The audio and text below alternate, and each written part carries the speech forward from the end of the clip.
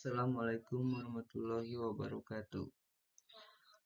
Selamat berjumpa kembali pada mata kuliah filsafat ekonomi, yang dimana ini pertemuan yang ketiga, yaitu teori terkait sejarah pemikiran ekonomi yang dipandang dari klasik hingga modern.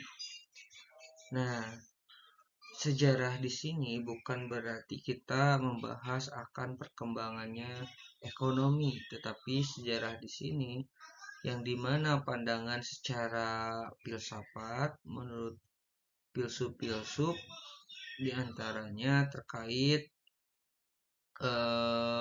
bagaimana menurut filsuf itu pandangan-pandangan ekonomi di setiap kepemerintahan di setiap negara. Nah, saya di sini mengambil salah satu sumbernya yaitu dari Robert Lucas. Baik, kita lanjut.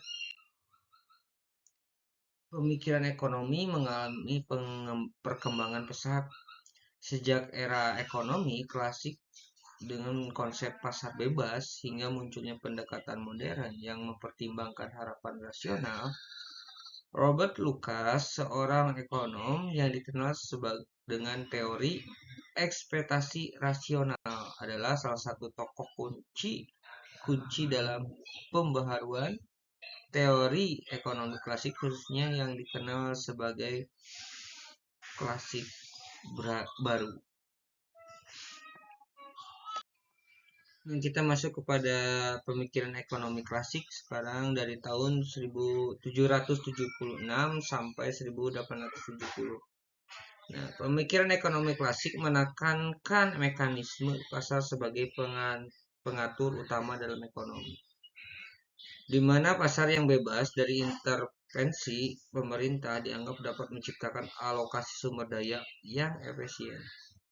Nah, di sini pada masa itu pasar itu tidak ditentukan dengan peraturan-peraturan harga jualnya maupun barangnya yang ditentukan oleh pemerintah. Yang dimana sekarang itu di pasar yang dipasarkan barang-barang seperti makanan itu harus ada cap halalnya yang dikonsumsi oleh kaum agama Islam.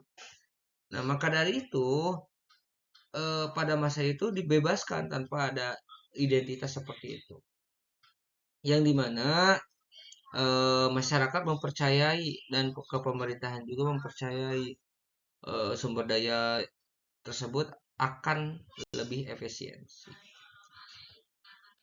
Lanjut.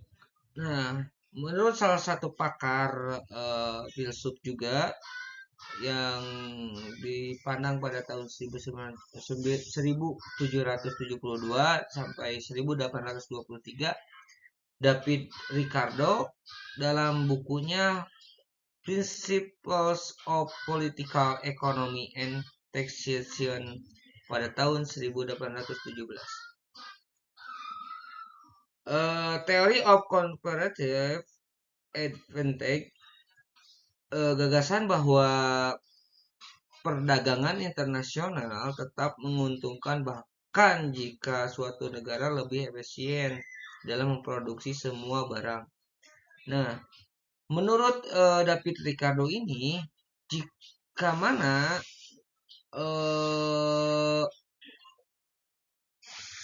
semua negara itu memproduksi bentuknya produksi barang, itu pada tahun tertentu itu barang harga jualnya, harga pada saat itu barangkali bisa disebut dengan barter ya, harga nilainya barter. Harga nilai dari barang tersebut sangat pesat begitu untuk apa namanya itu, untuk memajukan di setiap negaranya. Seperti contohnya pada saat itu belum terciptanya kendaraan yang seperti sekarang. Nah, ketika menciptakan barang-barang tersebut, kendaraan-kendaraan itu akan lebih menguntungkan kepada harga nilainya, gitu. Seperti itu ya, karena masih disebut langka, begitu maksudnya. Lanjut, munculnya pemikiran klasik baru dan dan kritik terhadap Keynesianisme pada tahun 1970-an, ekonomi Keynesian mulai menghadapi kritik serius. Nah, maksud dari Keynesian ini yang dimana ekonomi itu banyak yang dikritiki oleh semua pakar gitu ya, pakar-pakar ekonomi, termasuk pakar-pakar filsafatnya. Terutama setelah stagflasi, inflasi yang tinggi disertai dengan tingkat pengangguran yang tinggi. Stagflasi itu yang dipandang dari pengangguran ya, tingkat pengangguran yang tidak sesuai dengan prediksi teori Keynesian. Nah, maka Robert Lucas adalah satu tokoh utama yang memimpin kritik ini dan mengembangkan alternatif baru dalam teori ekonomi. Sehingga pada masa itu Lucas mulai berpikir bahwasannya harus membuka sebuah teori baru gitu. Jadi klasik dahulu itu berevaluasi menjadi klasik baru, yang dimana klasik baru itu dikembangkan oleh teori ekonomi Robert Lucas. Nah, pemikiran Robert Lucas dan ekspektasi rasional. Lucas adalah tokoh sentral dalam pengembangan teori ekspektasi rasional yang menjadi landasan bagi klasik baru. Nah, gagasan Lucas berfokus pada bagaimana individu dan pelaku ekonomi membuat keputusan berdasarkan harapan mereka tentang kebijakan ekonomi masa depan. Jadi harus ada suatu kebijakan yang harus rasional begitu, yang dimana kebijakan tersebut yang dipandang sebagai pakar ekonomi klasik modern, klasik baru, harus ada pencapaian untuk masa depannya begitu. Seperti yang tadi yang dipandang oleh teori sebelumnya, David itu, maka yang harus diproduktivitasnya itu lebih diperbanyak berbentuk barang, bukan berbentuk makanan. Untuk apa? Untuk mencapai sebuah masa depannya itu. Karena masa itu masih banyak kekurangan dalam bentuk segi barang maupun segi pakaian, kendaraan, kemudian alat-alat perumahan dan semacamnya itu masih banyak yang dibutuhkan begitu. Nah, ekspektasinya bagaimana? Ekspektasinya yaitu adalah teori yang menyatakan bahwa pelaku ekonomi baik konsumen, produsen, maupun investor membuat keputusan berdasarkan informasi yang tersedia dan harapan yang masuk akal tentang kebijakan ekonomi di masa depan. Seperti itu. Harus efektif ya, harus masuk akal, harus sesuai dengan keadaan begitu. Dan sesuai target yang akan dicapai untuk masa depan. Nah, kritik terhadap pemikiran Keynesian, Lucas menantang keyakinan Keynesian bahwa intervensi pemerintahan dapat dengan mudah menstabilkan perekonomian. Nah, pada masa itu teori dari Keynesian oleh Lucas dikritik, bukan hanya dikritik juga sih, tapi ditantang untuk mudah menstabilkan perekonomian, yang dimana Lucas dengan kepercayaan dirinya dengan teori klasik baru itu dapat mengembangkan masa depan yang lebih baik. Kontribusi klasik baru dalam ekonomi modern. Nah, sekarang sudah memasuki kepada ekonomi modern. Teori siklus bisnis nyata, real business cycle theory.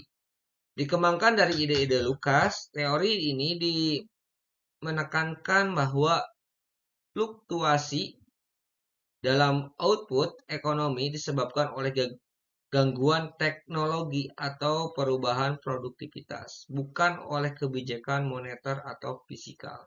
Nah, dipandang dengan gangguan teknologi. Kenapa dengan gangguan teknologi itu sebuah ekonomi dapat terpengaruhi?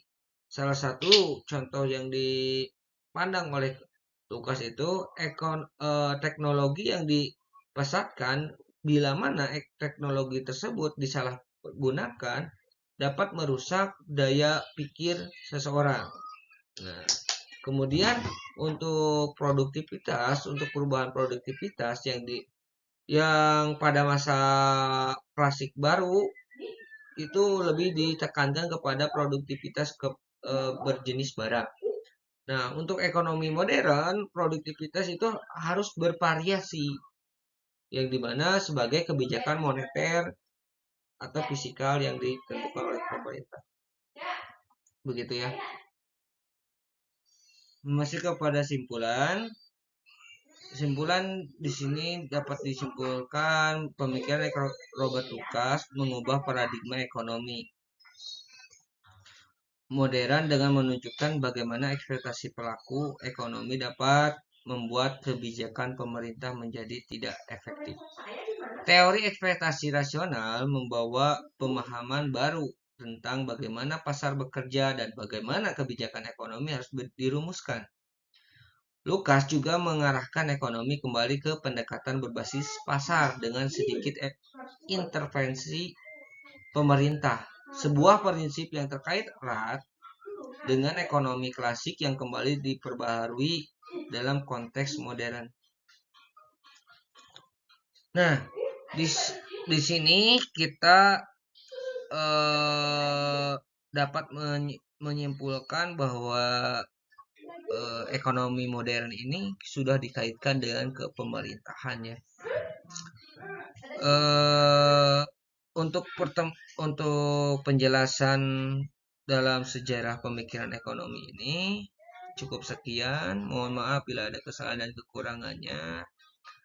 Dan kalian silakan untuk pertemuan berikutnya mempelajari teori yang akan kita bahas, teori pertemuan yang keempat ya, terkait kognitif distributif. Silakan kalian sesuai secara kelompok untuk mengerjakannya dan dibahas di pertemuan yang keempat. Terima kasih atas perhatiannya. Wassalamualaikum warahmatullahi wabarakatuh.